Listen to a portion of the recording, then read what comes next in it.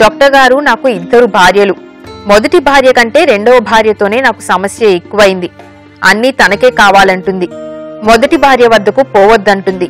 రెండవ భార్య మీద ఉన్న అపేక్షతో మొదటి భార్యను చాలా వరకు నిర్లక్ష్యం చేశాను. ఇప్పుడు నాకు సెక్స్ బాగా తగ్గిపోయింది. నా రెండవ భార్య నన్ను చీ కొడుతోంది. చాలా నిర్లక్ష్యంగా చూస్తోంది. నా బ్రతుకంతా అయోమయంగా మారింది. నాకెందుకని సెక్స్ తగ్గిపోయింది? నా వయసు 40 సంవత్సరాలే. ఇంత త్వరగానే సెక్స్ తగ్గిపోతుందా? నేనేం చేయాలో చెప్పండి అంటున్నారు. ఆయనకి సెక్స్ తగ్గిపోలేదండి. మానసిక సంఘర్షణ వల్ల ఆయనకి అలా అయిపోయింది. ఎప్పుడు దానిలో స్ట్రెస్ డెవలప్ అయింది. భార్యనేమో అసలు భార్యనేమో నిర్లక్ష్యం చేశాడు. రెండో భార్య మానసిక స్థితి సరిలేదు, డామినేషన్.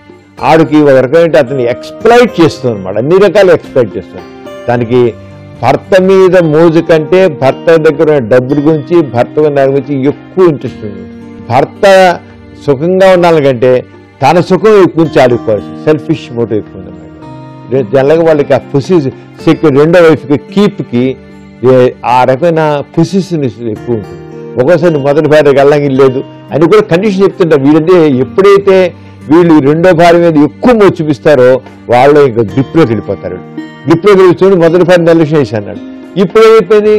ఎప్పుడైతే ఆయనలో మానసిక నీరు చేయలేకపోతాడు. ఇక సెక్స్ తగ్గల, మానసిక సంఘర్షణ వల్లే. ఇప్పుడైనా ఆ సంఘర్షణ నుంచి బయటపడాలి. కొద్ది కౌన్సిలింగ్, మందులు కాదని కావాల్సింది కౌన్సిలింగ్ కావాలి.